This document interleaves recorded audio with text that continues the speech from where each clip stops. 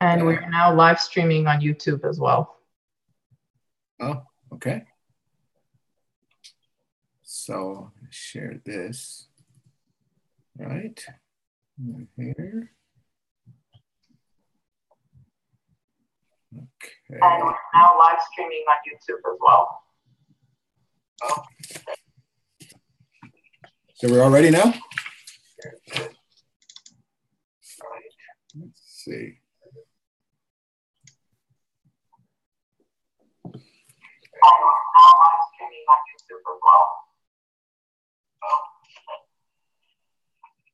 We're all ready now?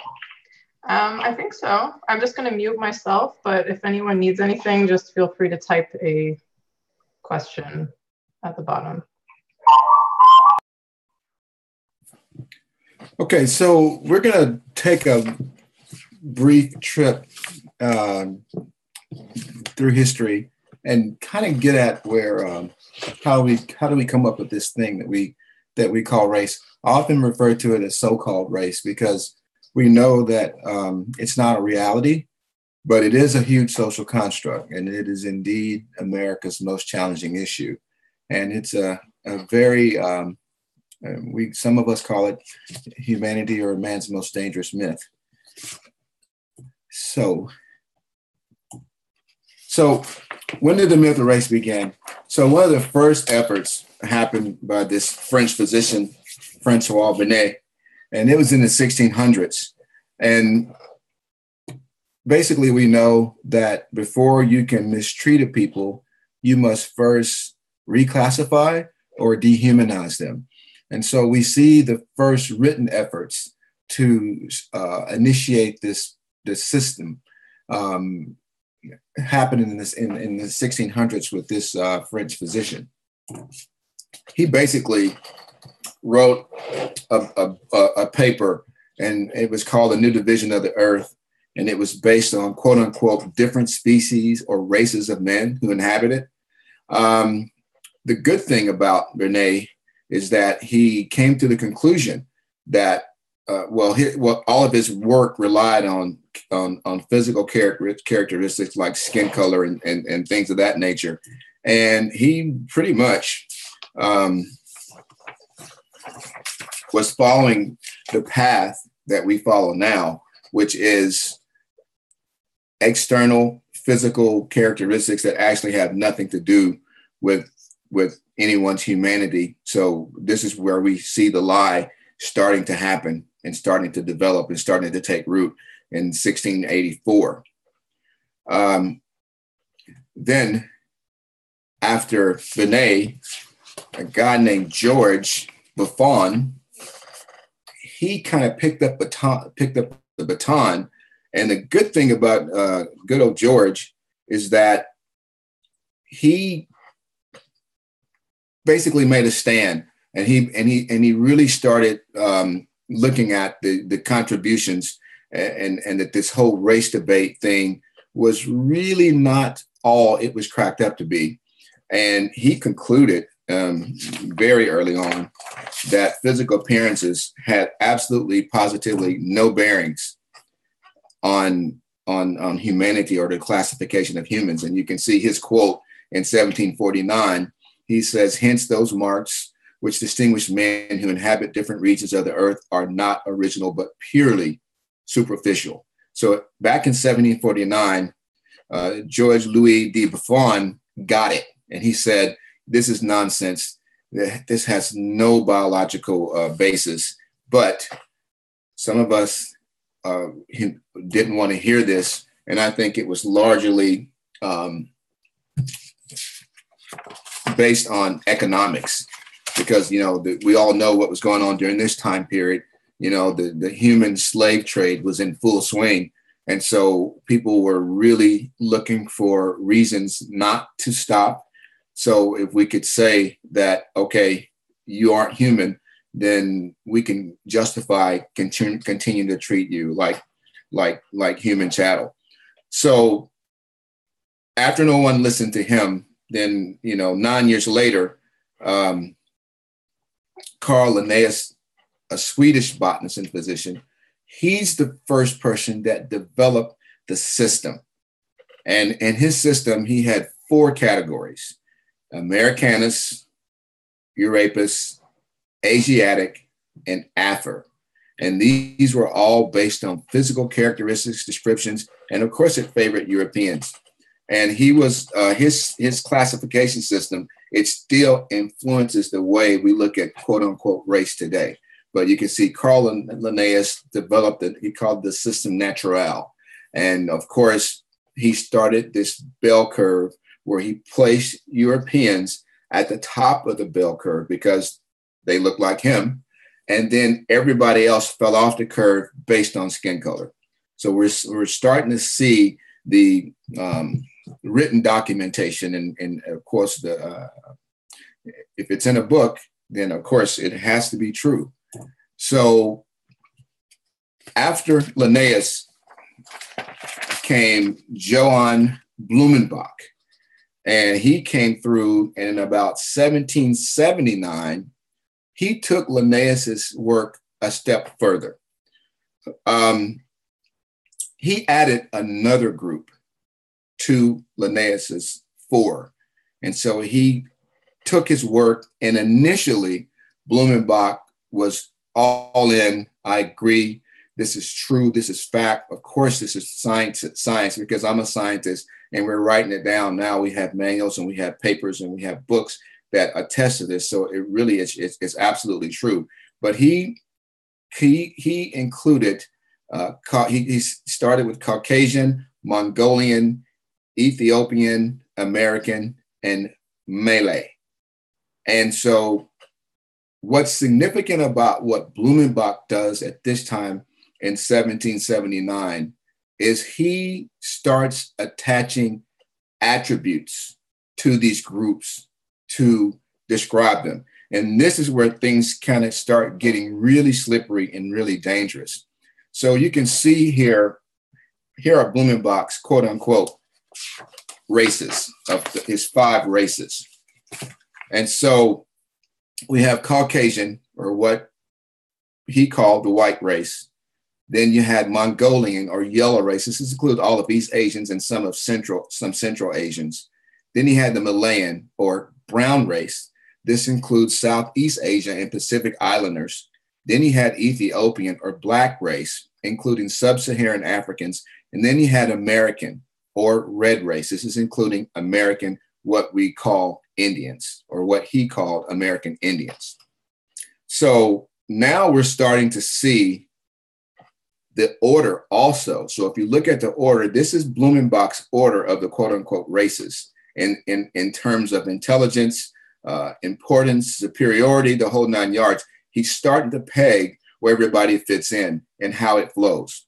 And of course, he has the Caucasians at the top of the heap once again, and then it falls off based on the hue. Interestingly enough, though, even Blumenbach had the Native Americans, or what he called American Indians, at the very bottom. He had the Ethiopians just a step above the what we call Native Americans, or what he referred to as American Indians.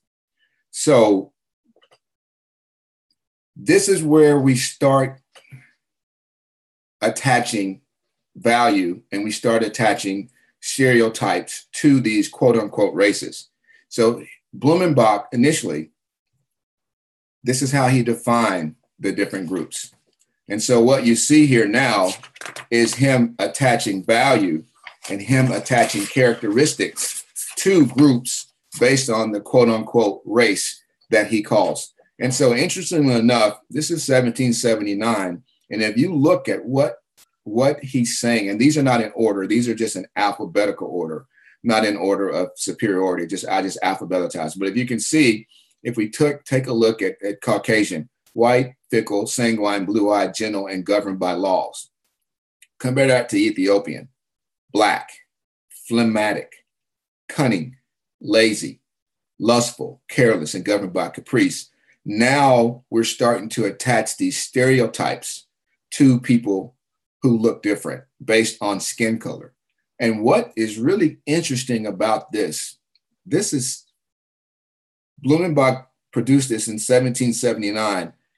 This could be shared in 2018, and we would have some of the same stereotypes that you see have carried on throughout all this time. This is very, very important, because oftentimes we wonder, how did things come to be? But, it's kind of like a self-fulfilling prophecy, or when you start, when you continue to label people and you continue to attach value to people, sometimes, even when the shoe doesn't fit, we want to force it to fit.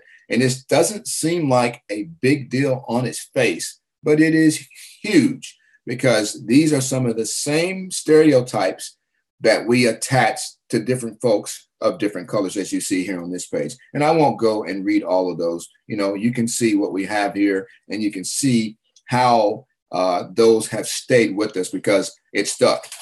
Here's the interesting part about that is Blumenbach, in his defense, he realized he made a mistake. And to his credit, he really tried to right the wrong, even to the point where he went back and he corrected his research and he redid it. And he basically said, race has this thing that we call race has no biological truth. The reason being is because he ended up falling in love and marrying a woman from Ethiopia.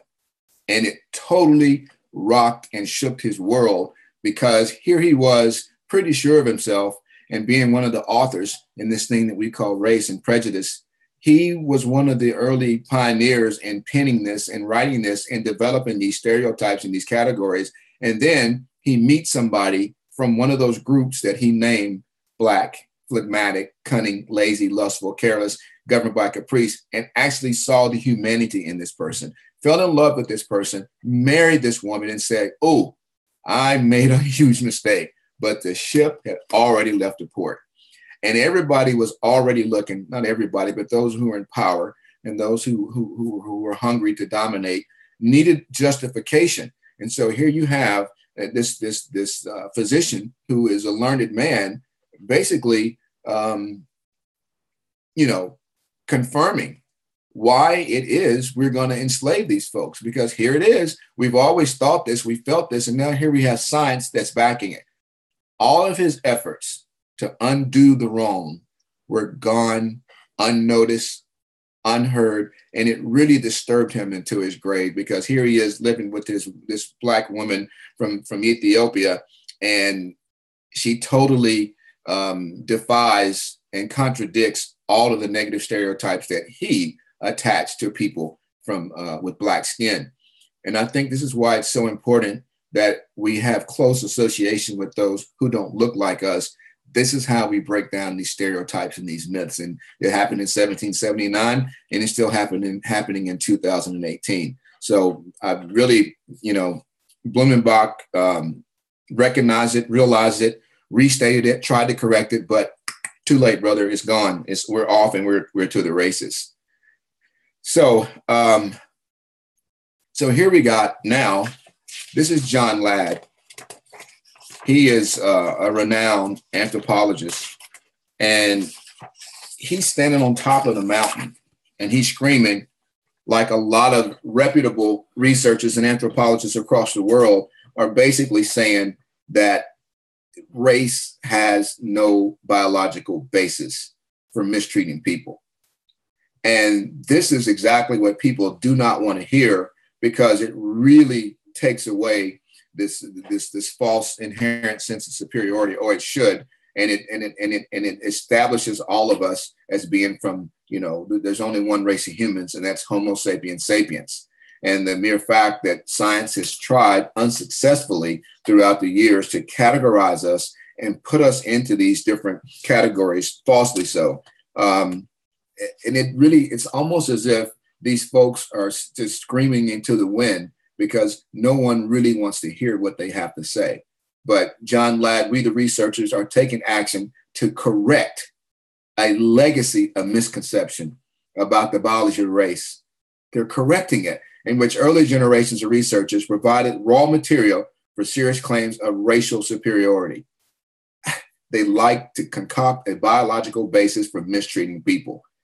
I guarantee you that got very little to no ink when he said that, because it was really calling people on the carpet and calling people out. And, you know, we don't want to acknowledge this because we want to continue to benefit from this system. And we don't want to even begin to think or have people to think that they're equal, because then we no longer have our privilege. So here's Jonathan Marks. He's another biologist from Yale. And he simply just said, race has no basic biological reality. So we also know from the Human Genome Project, where they took the DNA samples from 10,000 different groups, not 10,000 different people, 10,000 different groups of people, to see if they could find biological differences in quote unquote races or groups. And the difference they found was so minute, it wasn't worth mentioning. So the Human Genome Project was the first time that a project of that magnitude basically conferred or confirmed that this thing that we call race is really a myth. It really is a lie. And so you have all these samples of DNA from all these different groups, and there just is no biological difference. There's nothing that indicates anything, anyone or any group is superior to or inferior to the other group. And this is not anybody's idea. This is science. As of course we know, this doesn't get a lot of ink either. In fact, the Human Genome Project goes on to say that people can change from black to white in about 10,000 years. So basically what dictates skin color, or this thing that we falsely call race, is basically geography. And so if a person with black skin were to move to Greenland or Iceland, and if they were to stay there for 10,000 years, not leave, live in there in that environment, in 10,000 years, that person who is black, because of adaptation and geography, will become white. And on the contrary, if a black person or if a white person were to move to sub-Saharan Africa and stay there and live there in 10,000 years, their not that person, but their descendants, I should say, would become black. And science has proved that it's about geography and the human body's unbelievable ability to adapt. And that's what it's all about.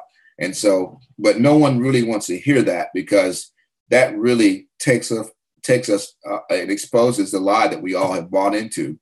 And so sometimes we say, well, you know, that was a long time ago, and that doesn't have any merit now.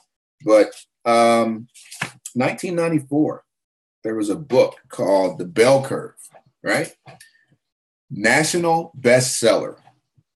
And one of the premises of the book, the authors wrote about racial differences in intelligence, and they discussed the implications of those differences. And they basically reiterated that there was a biological and a mental connection between people with different skin color.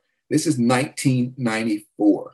It was a national bestseller. Thank God there were enough people that thought it was kind of controversial, but the mere fact that it sold that many copies, it just kind of confirms that people really want to still cling on to that nonsense, because, you know, they don't want to let it go. We want to believe this, even though it makes absolutely positively no sense at all.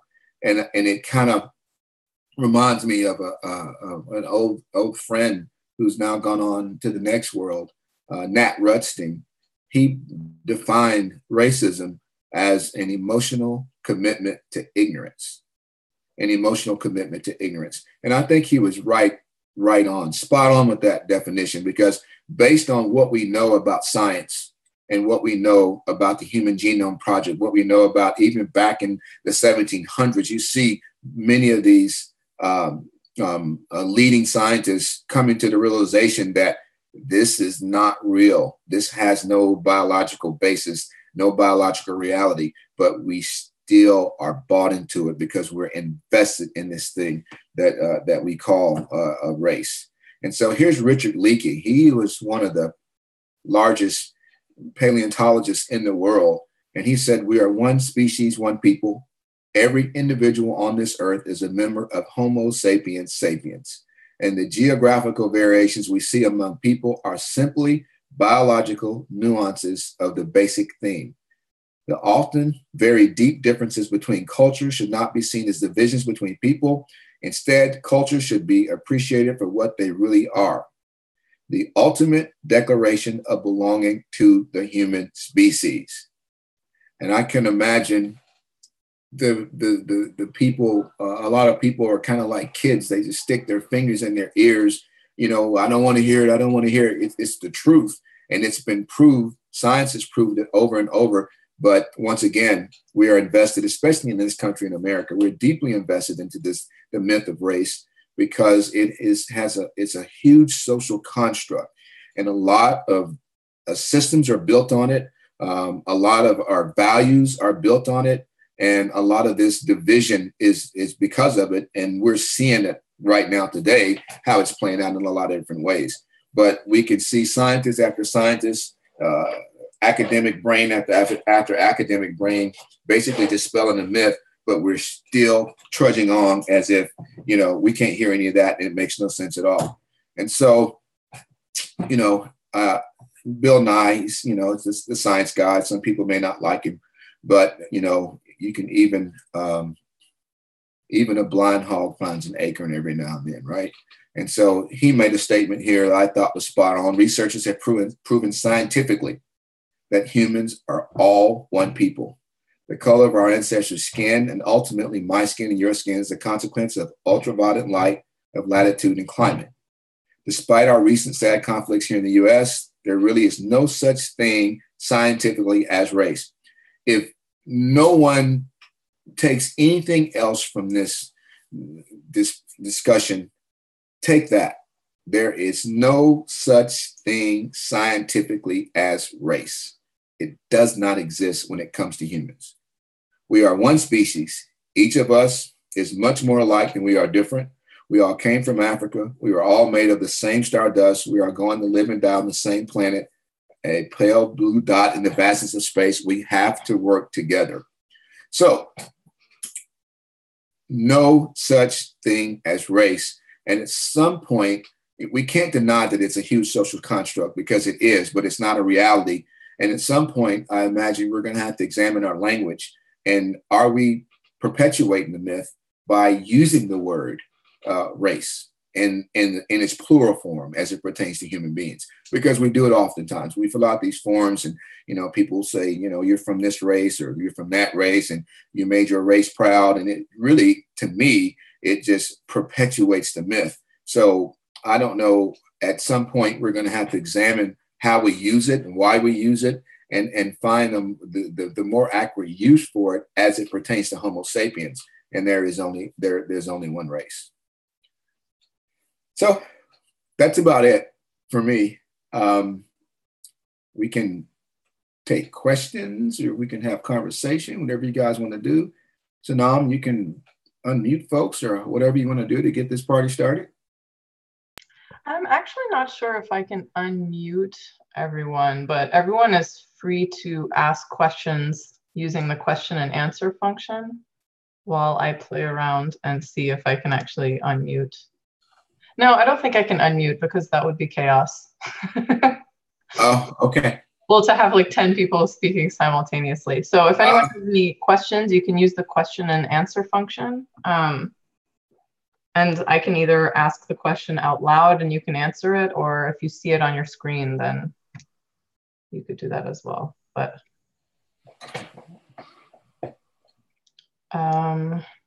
someone in the Facebook group actually had a question. Let me pull that up.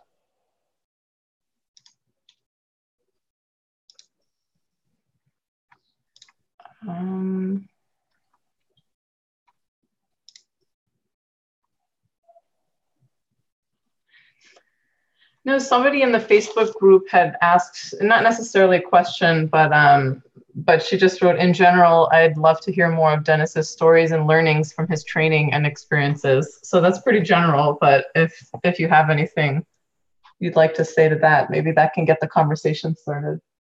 Yeah, well, I think it was, gosh, it was a huge undertaking. And it was really interesting to me how the country is so, when I, in my travels, everybody was either A, in a deep state of denial, or B, it just wasn't on their radar, you know? Mm. So I believe in my heart of hearts that most people are good. I think there's only a very small segment of the population that wakes up in the morning while brushing your teeth or, doing your hair or whatnot and say, I am going to deliberately mistreat somebody because of, skin color or gender or ethnicity or whatever. I don't think very many people do that. There's a very small segment of the population that obviously does that. However, I think most of us do it unwittingly because of our unconscious conditioning. And so unless we are made aware of the tapes that we have running, what we've been taught verbally, non-verbally, we are going to act out on that bias, on those biases. It's just human nature. And all of us have them. It doesn't matter who we are, what we look like, where we're from, how enlightened we think we are. Just you pick your poison. Somebody in some group is going to have your number, And so it was, what I found difficult to do was to get people to get out of the shame and blame game and to take responsibility for their conditioning. And it doesn't mean you're a bad person. It doesn't mean you are, quote unquote, a racist. What it means is that we have been conditioning, and to not acknowledge that conditioning and to be able to become aware of it, then we're really just not taking responsibility, and we're not going to really have any change. Mm-hmm. Yeah. Okay, we have another question here. I don't know if you can see these on your screen, but I'll read it out loud. How do we address social racism while acknowledging that race doesn't exist biologically? Or in other words, how do we acknowledge race but avoid colorblindness? That's interesting. I think for me, it's not acknowledge. I acknowledge race in its singular form, that we all are of one race, and that is Homo sapiens sapiens. However, there are different groups and different ethnicities and different people from different backgrounds, and we have to acknowledge that people are different because you can see the differences in terms of visually. And so to say, I think, and this is just me being maybe optimistic, when people say I'm colorblind, I don't think they really mean they're colorblind unless they're Stevie Wonder, they see color, right? I think they mean to say the color of someone's skin doesn't make me mistreat them because of the color of their skin. So I think we have to get out of this nonsensical mindset of not seeing color and not seeing differences and really embrace those differences. And we have to really work on ourselves individually. And in doing so, probably the most effective way is to have close association with someone who does not look like you.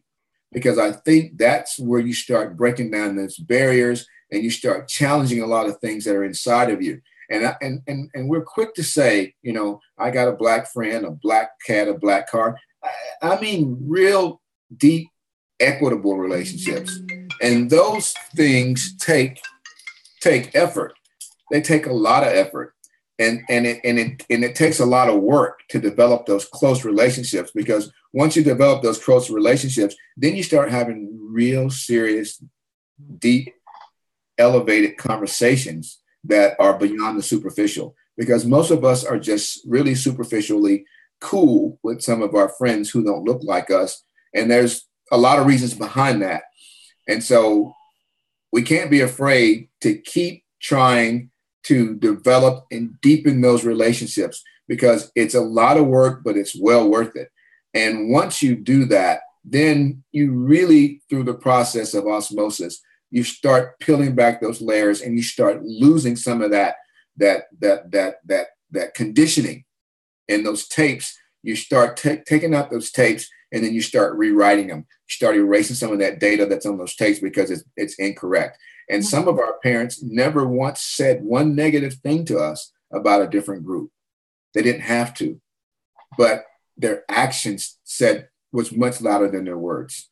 And so to say, you know, I don't have any I don't have any experience with that, or I wasn't exposed to that, or if you're in America, you're exposed to it, and you just have to be honest about it. And it doesn't make our parents wrong. It just means that along with that love and some good information they gave us, they also gave us some stuff that wasn't correct. And we have to recognize that, and we have to rewrite it. And we do that by interacting with those who don't look like us and developing those close bonds of friendship. Mm-hmm. Okay. Yeah, great points. Just one small thing, but if you stop sharing your screen, it'll then you could be the screen, and the quote will. Right now, the quote is on the screen, but no, if people want to see my mug, let's see if I can. Well, where's my mouse? If it's not an easy fix, it's not a big deal. Well, I'm just trying to find my mouse. I don't know where it went. There it is. Okay, there you are. Okay, so our next question is, in moving towards understanding that the social construct of race is not a reality, what role do you believe the writings of the Baha'i faith and Baha'i community building processes can play in elevating language and interaction that rises above perpetuating a myth? Repeat that again. That's a myth. It's actually on your screen as well if you find the question and answer tab.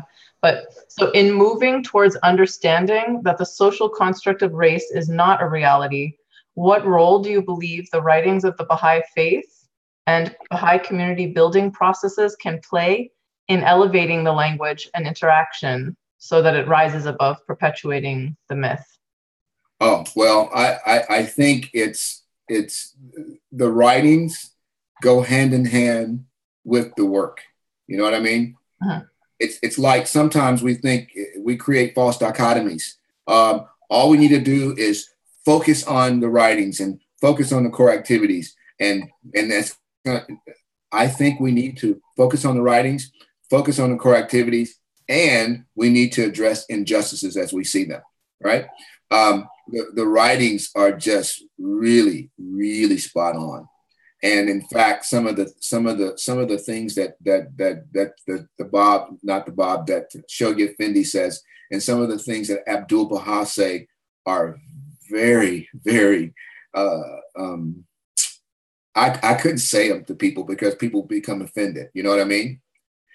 They don't really mince their words when it comes to this most challenging issue.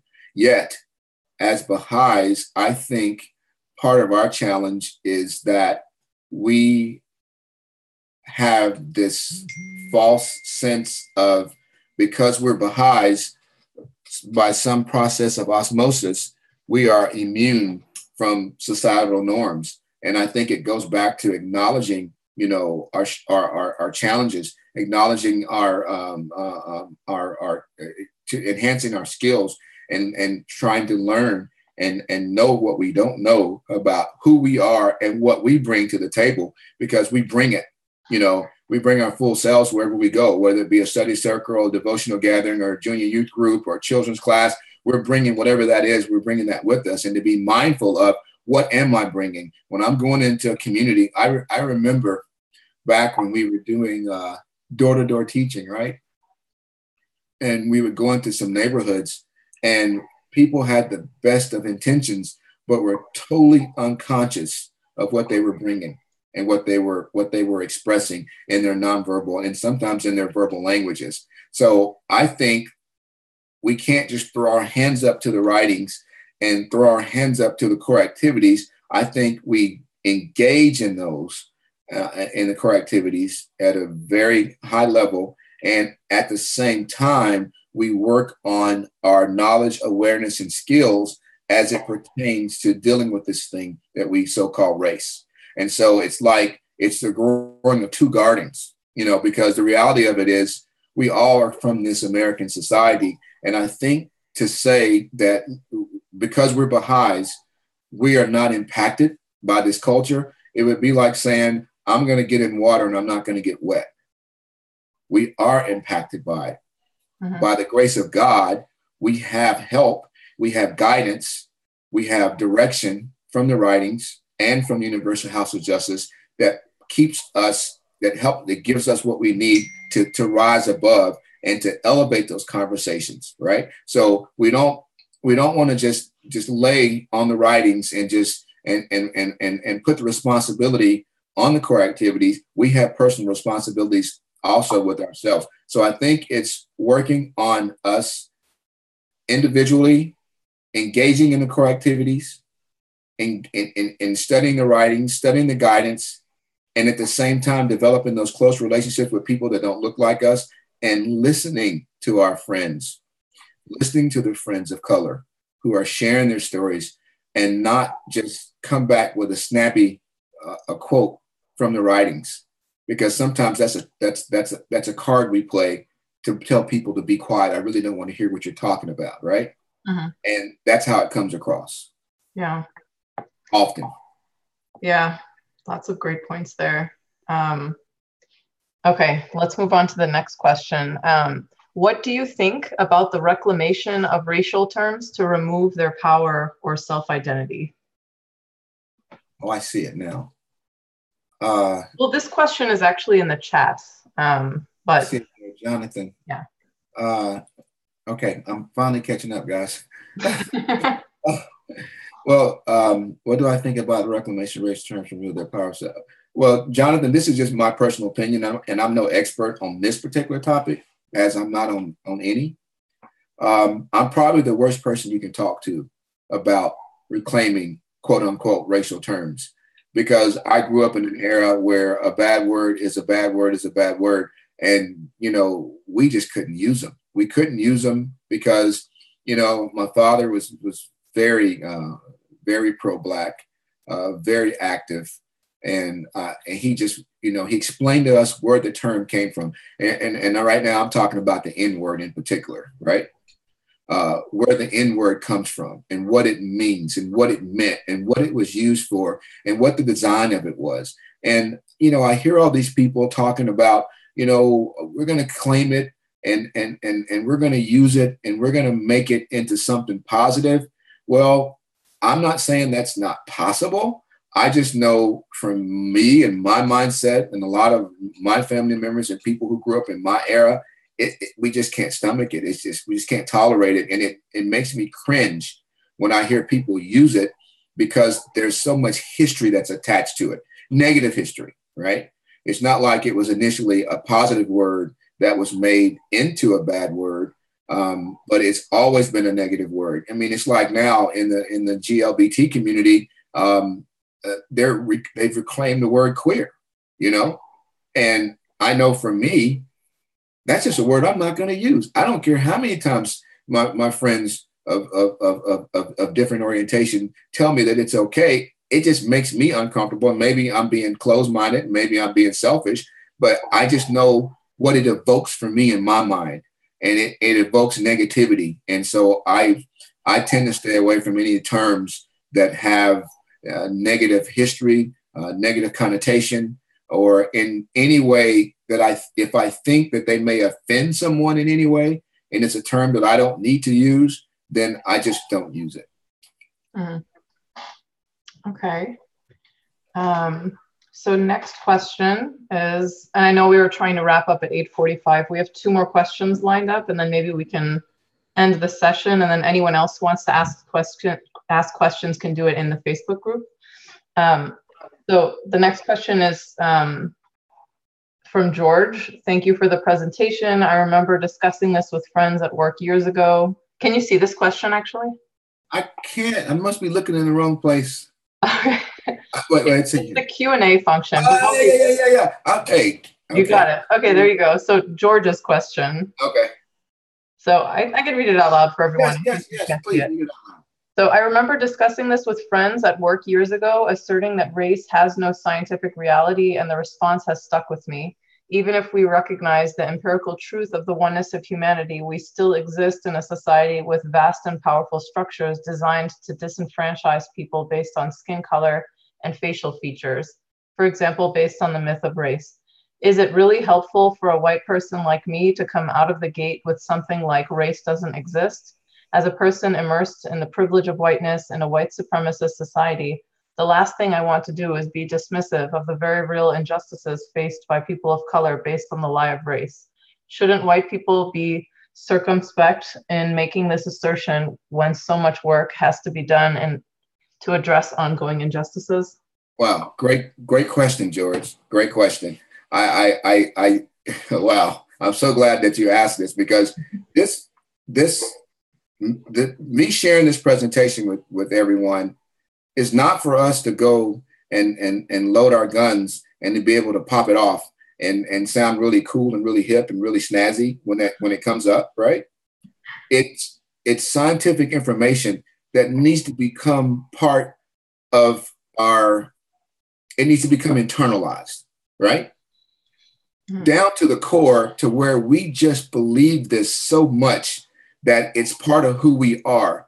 And we don't necessarily have to say it, but it becomes how we walk, how we breathe, how we move, everything that we do. So I think it depends on who you're talking to and the level and the nature of your relationship. You know, we're all like physicians, and we all have to gauge who we're engaging with and how do we engage them and what type of medicine do we need to bring.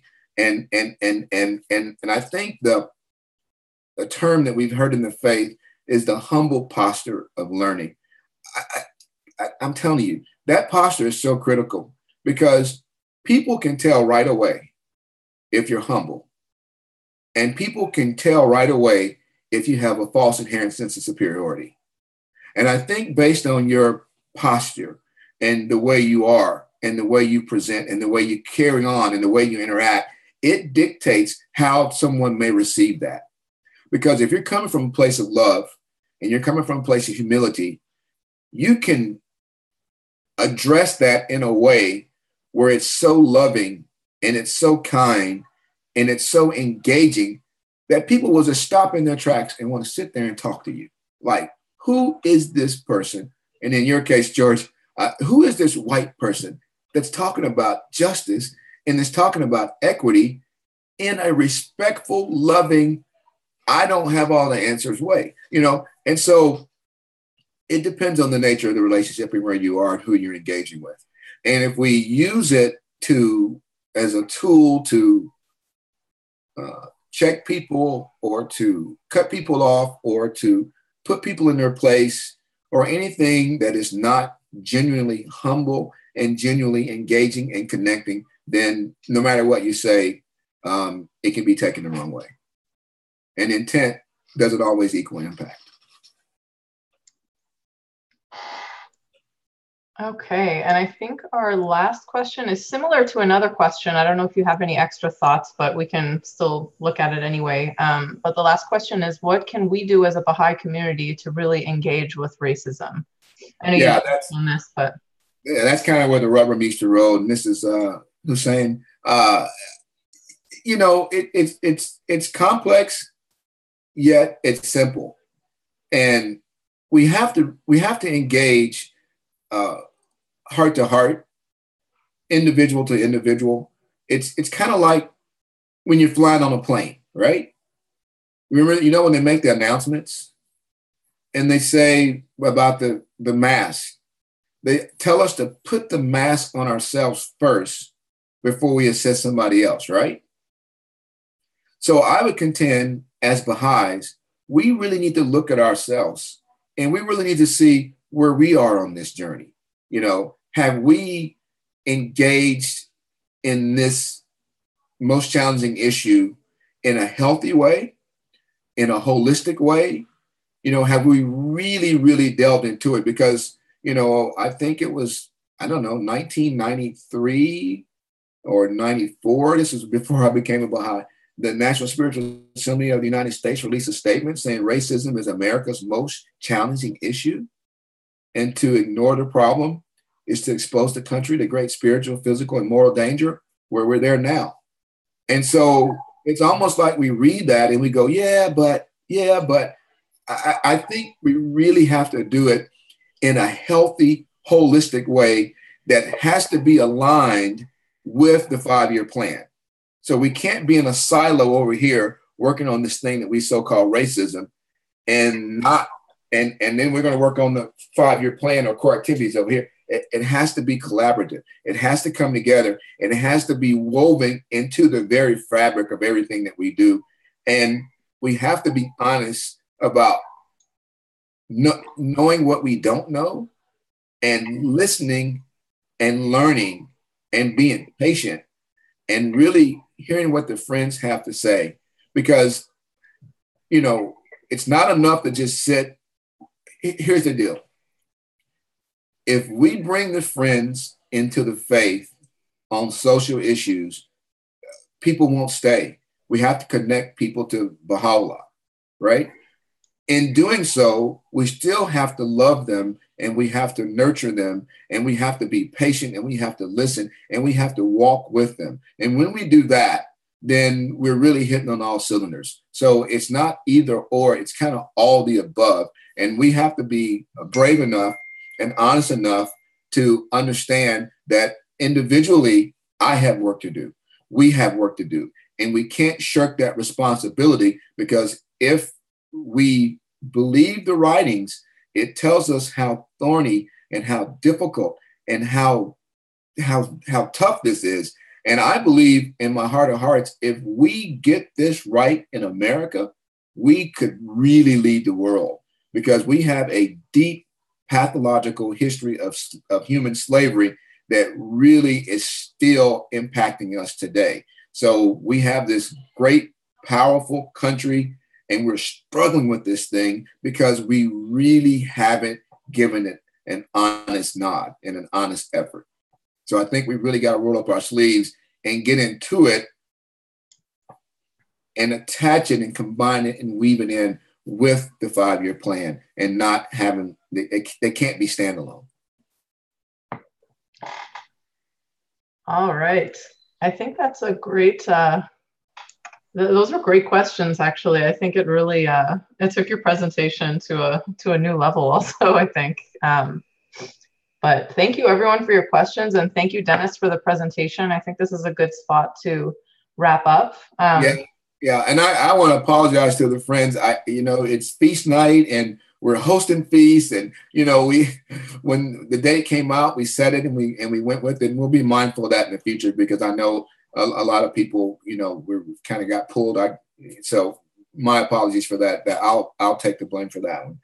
So thank you guys for the questions, and and just hit me up and I'll chat with you or talk with you. But I think hopefully this presentation, it will be an opportunity to engage on a deeper level and to connect on a deeper level with some folks. And that's what this presentation is about, is to get people to really start thinking about this concept and this nonsense and this myth of so-called race, and how we are able to not buy into it and continue to unconsciously and unwittingly perpetuate this lie.